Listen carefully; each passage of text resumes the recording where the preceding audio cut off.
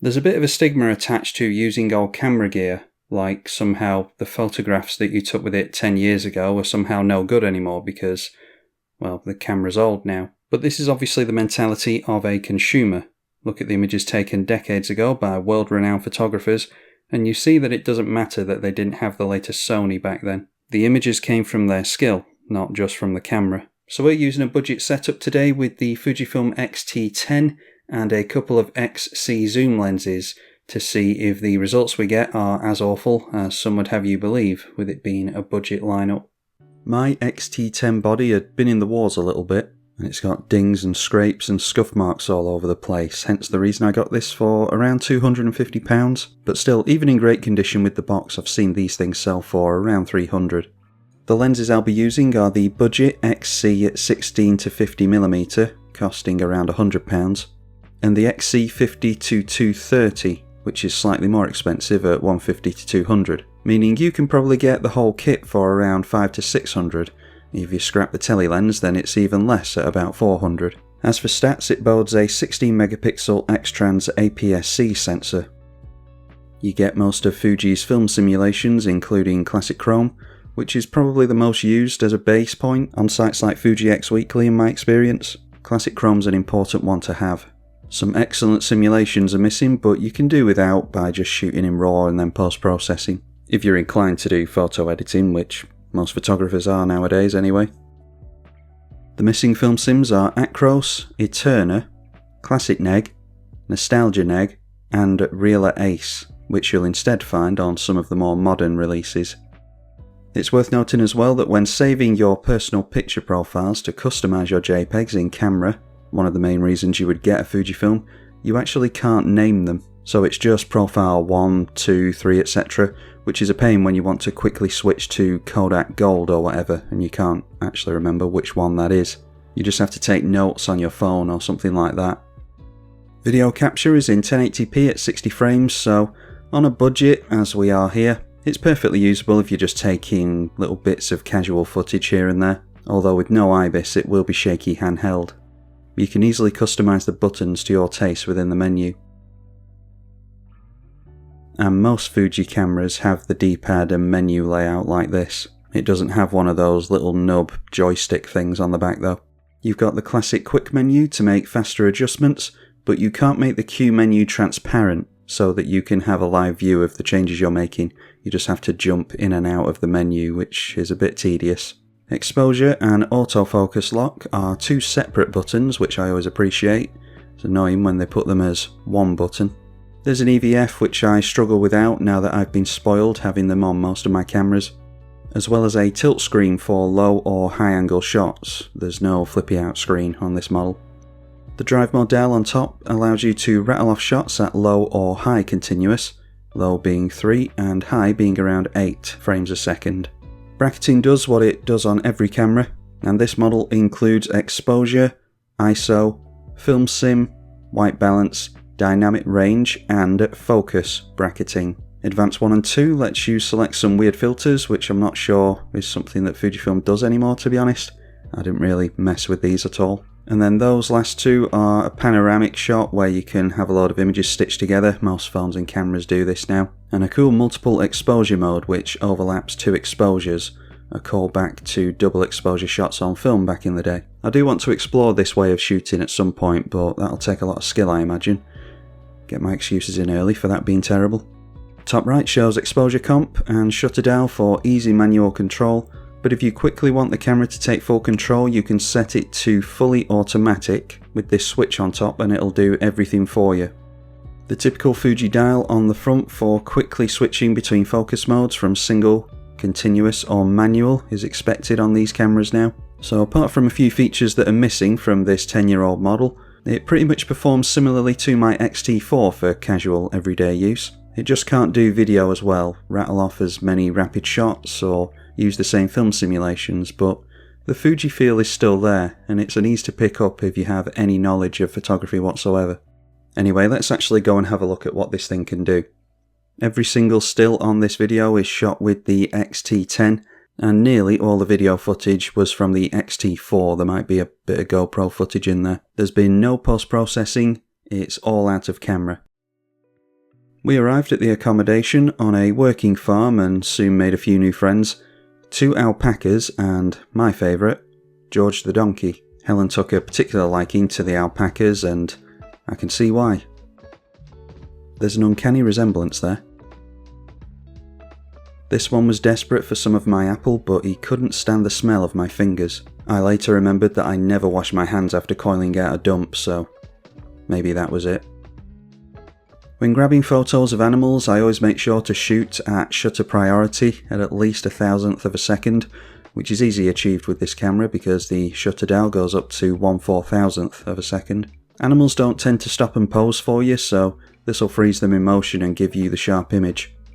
Autofocus continuous isn't incredible on this old model, so I just used a slightly wider aperture to get a deeper field of focus and used single shot on the autofocus. Came out just fine, I think. That day we took a walk along the canal into town and I don't think I took full advantage of the telephoto lens here. Like most people, I tend to stick at around or below 50mm and reserve any longer shots for something that's really far away. But take this shot for instance. It's dull, empty and boring.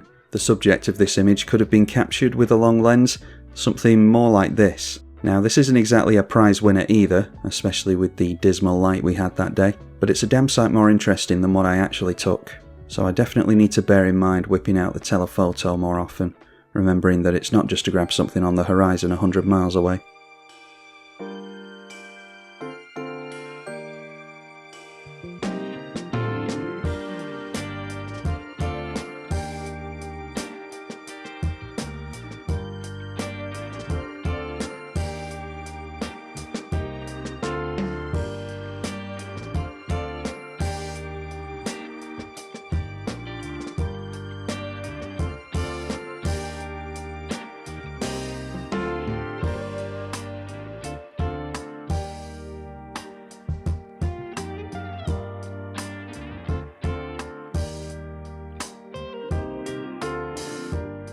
I would take this advice next day as we sat down by the river wharf.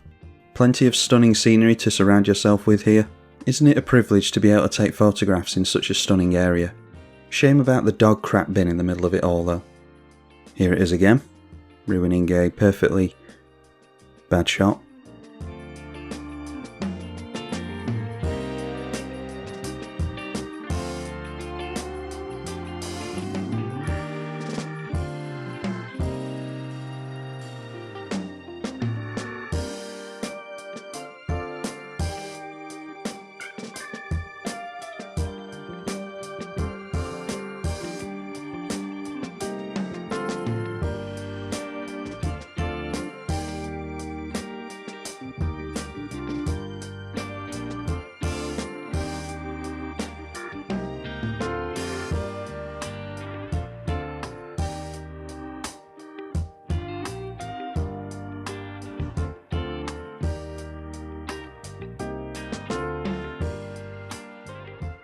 We took a gamble and headed along the river with absolutely no idea where we'd end up. Turns out it was actually well worth it because we stumbled across this awesome bridge and a series of stepping stones.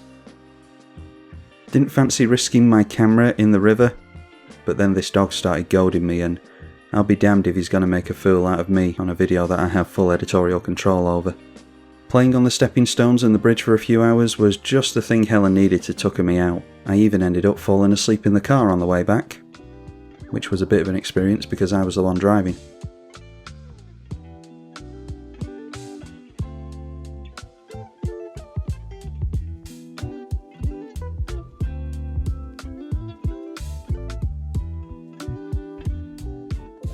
We survived though and managed the next day to make it to Malham, a village famous for its beautiful cove and scenic walks. Old villages such as these are like stepping back in time. There's ancient buildings and even a working telephone box still here.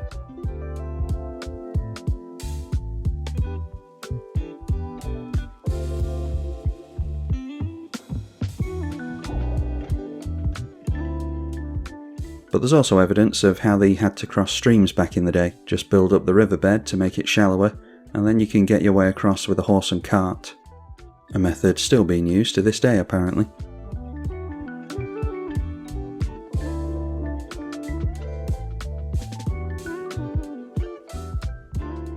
In the valley, it was time to start making use of the telephoto lens a bit more. I'm never going to use this one as much as the wide angle, but it's definitely worth giving it a shot when there's so many potential images in the distance. I'd actually go on to use it quite a lot here. I suppose I'll only tell you when shots are taken with the long zoom, and everything else you can just assume is the wide angle lens. It's difficult to know which images to show you because I'm spoiled by these landscapes to the point where it's kind of normal to me, to be honest. So I wrongly assume, hopefully, that viewers won't find these interesting. I need to remember that not everyone is from where I'm from, so they'll have differing perspectives about what I'm showing you here. For instance, I like seeing shots from US creators in the desert or Zion National Park or something, because it's all just new and different than what I know.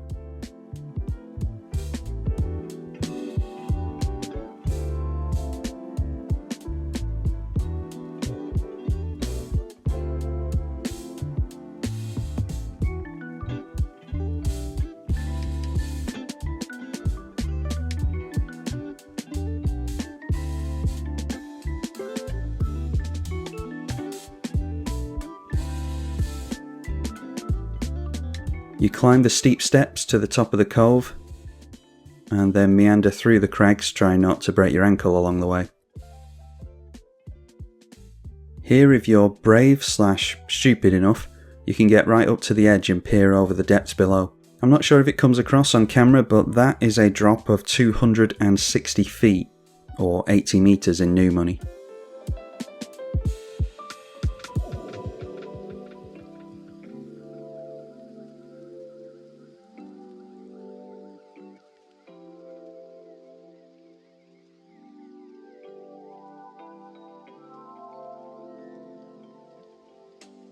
On the edge of the cove, after a morning's worth of endless ridicule, Helen wonders if it's all really worth it. Don't worry, she didn't do it. I'm too much of a joy to be around.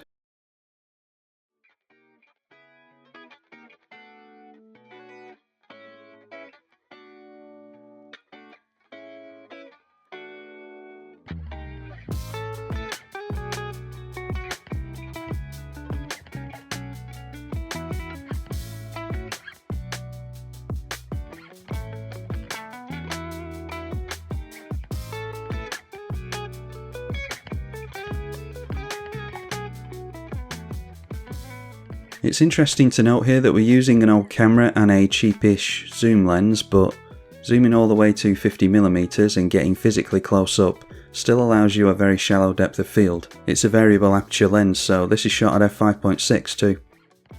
Down the other side of the cove you can head downhill to a place called Gordale Scar. An interesting tidbit for all three of you who are interested, there was a scene from both The Witcher and The Dark Crystal recorded here. So there you are. More information you didn't ask for. This is one of those places that's impossible to photograph or record because you're surrounded by these tall overhanging rocks, and it's not really something that can be portrayed on screen.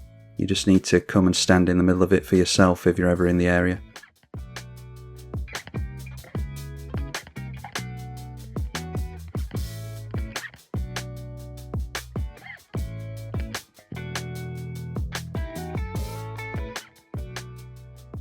The next day we're on our way back to the river wharf, and heading down to the river we come across this vicious guard cat. And since we've all been placed on this earth specifically as cat slaves, it wasn't long before I had to perform the ancient ritual of head rubs before we were allowed safe passage. Cats and dogs are a great way to test a camera and lens combo for how well you can quickly get sharp images. Like I said before, high shutter speed and single autofocus to get these, and as far as I'm concerned, these could have been taken with a modern camera when it comes to sharpness. It's only the megapixel count of 16 that might disappoint nowadays, but there's absolutely nothing wrong with the quality of these for me. Pixel peeping detail in the minute hairs is probably a hobby for someone who actually has time on his hands. Today we were venturing along the same river that the bridge and stepping stones were on before, but we took a detour this time to a place called Hebden. A 1 mile detour in the blazing heat and absolutely nothing to show for it. It's a nice enough little village, but I ultimately have nothing all that incredible to show you from here. I suppose I could have just cut this bit out, but I had to suffer, so now you do as well.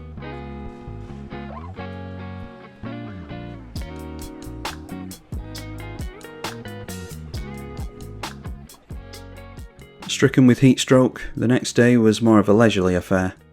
Actually, it was supposed to be a steam train, but due to the drought it was cancelled for fire safety reasons. And as a Thomas the Tank Engine aficionado, I can tell you that I pulled quite the temper tantrum.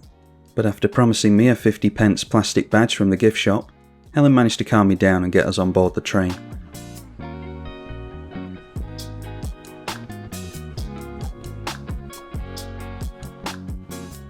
By the way, there is no way that your wrist should be flexible enough to be able to scratch between your shoulder blades like this. If I'd known a shaven chimp was going to be driving the train, then there's no way I would have got on board. We're taking the 15-minute train ride to a place called Bolton Abbey, being kindly taken care of by the volunteers who lovingly restore the old railway lines and vehicles. Again, a nice step into the past of how things used to be. A running theme for this video, I think.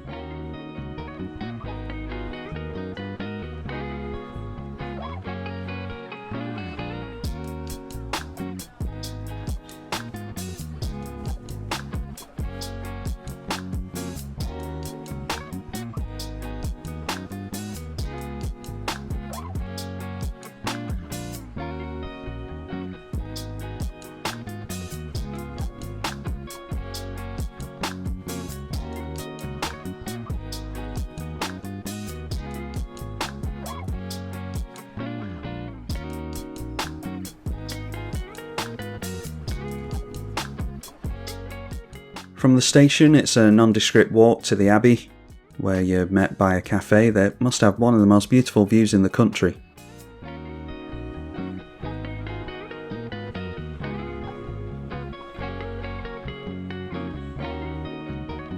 You can see down into the Abbey from here, so it was the perfect place to play around with the long lens again and get some closer shots from an elevated vantage point.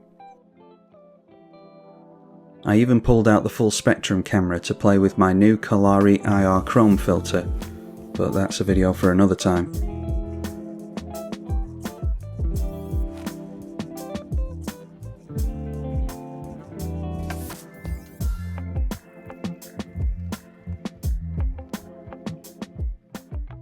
Downhill from here, you're free to walk along the river and in and around the Abbey grounds. I took roughly 1 bajillion pictures here, so hopefully I've managed to condense the collection down to fewer than 100. Otherwise this is going to be a real grind for you to watch.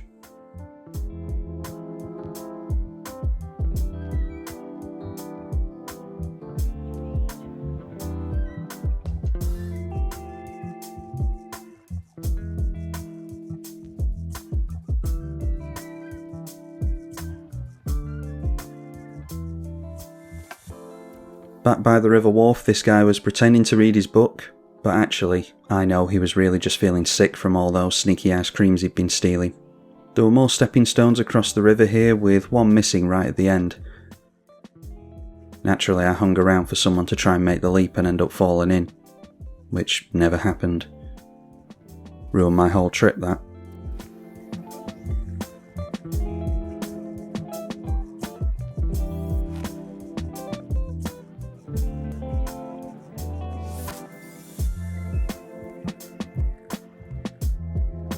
There were other places visited and other photographs taken, but I think I've already put forth a good enough case for this Fujifilm X-T10 by showing you that you can absolutely get good results from budget gear.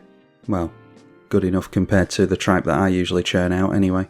You compare it with modern lenses to this day, adapt vintage lenses to it, and it gives you pretty much everything you need to start taking photography a little bit more seriously. It's rigid, well built, and designed in a way that lends itself to both experienced and novice users. If you know what you're doing, then you'll have a great time with the manual controls, and if you're just learning, then you can stick it in full auto as you pick up more and more knowledge along the way. There's a stigma attached to the XC line of lenses too, but there are in-depth reviews out there showing us that it's not the optics that have been scrimped on, but the actual housing of the lens. Yes, they're more plasticky and they don't have the authoritative red badge on the side of them, but it's the results in the images that matter. No one cares how expensive the gear you used was, just that the images you captured are high quality, and that quality doesn't come from the stats of the camera, they come from you as a composer of the images. So stop overspending on camera gear, alright? Okay, I'm off for a shoot with my 1.5 grand X106. I can get past the damn tripod.